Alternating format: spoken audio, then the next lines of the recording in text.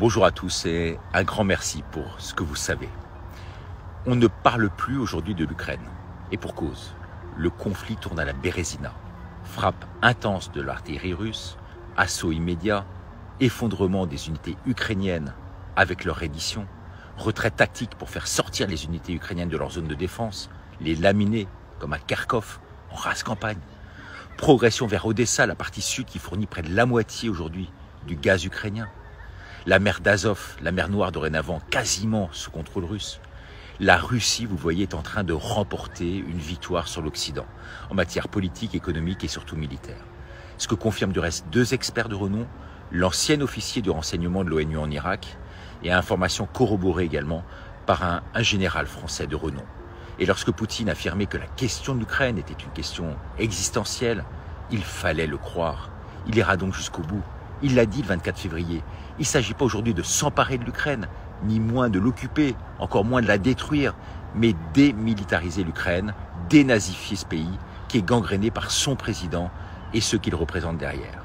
À noter à ce propos que, alors que le pays est en guerre actuellement, le président ukrainien Zelensky, sa femme, ne trouve pas mieux que de poser cette semaine pour le magazine de mode Vogue, vous vous rendez compte, une mise en scène abjecte qui laisse perplexe et qui a déclenché du reste de très nombreuses réactions ultra négatives.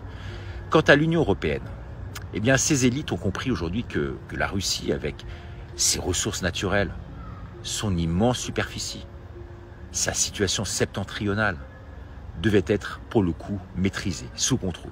Mais en voulant sanctionner économiquement la Russie, eh bien, l'Europe ne réussira en réalité qu'à se pénaliser elle-même, à fragiliser, à appauvrir ses populations, à étaler ses divisions publiquement, ses faiblesses aussi. Alors si les États-Unis pourront se remettre de cet échec cuisant, un nouvel échec après l'Afghanistan, eh bien, c'est pas la même chose du tout pour l'OTAN. En démontrant son incapacité à défendre l'Ukraine, qui est son poulain, tous ces déboires font entre 250 et 500 morts ukrainiens par jour.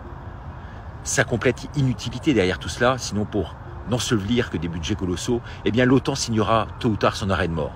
C'est son existence même qui est aujourd'hui en danger. Quant aux sanctions, on commence à en mesurer aujourd'hui les conséquences directes. Elles font effet boomerang pour l'Occident. Et ce front politique occidental prend l'eau de toutes parts. Les dirigeants sont lâchés, ce qui se traduit aujourd'hui par les démissions extrêmement médiatisées des premiers ministres de Grande-Bretagne, d'Italie, Boris Johnson, Mario Draghi.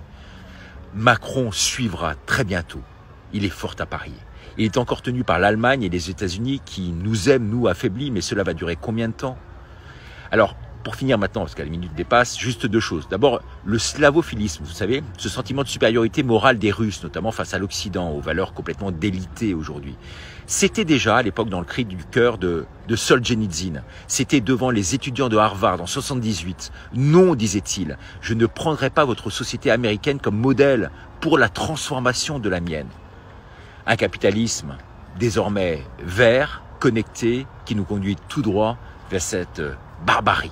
Et comme le dit Yves, Napoléon a perdu son pouvoir à cause de sa défaite en Russie, Hitler a perdu son pouvoir à cause de sa défaite en Russie, Stalingrad. Est-ce que les américano-macronistes vont perdre leur gouvernance mondiale en Russie à cause cette fois-ci de leur défaite en Ukraine? L'avenir en tout cas nous le dira. Conclusion, moi je lance une pétition pour stopper net toutes ces sanctions aujourd'hui contre la Russie. Et vous, y êtes-vous favorable? Si vous aimez cette analyse, n'hésitez pas à partager. Merci pour ce combat que vous menez à mes côtés au quotidien. Et à demain. Au revoir.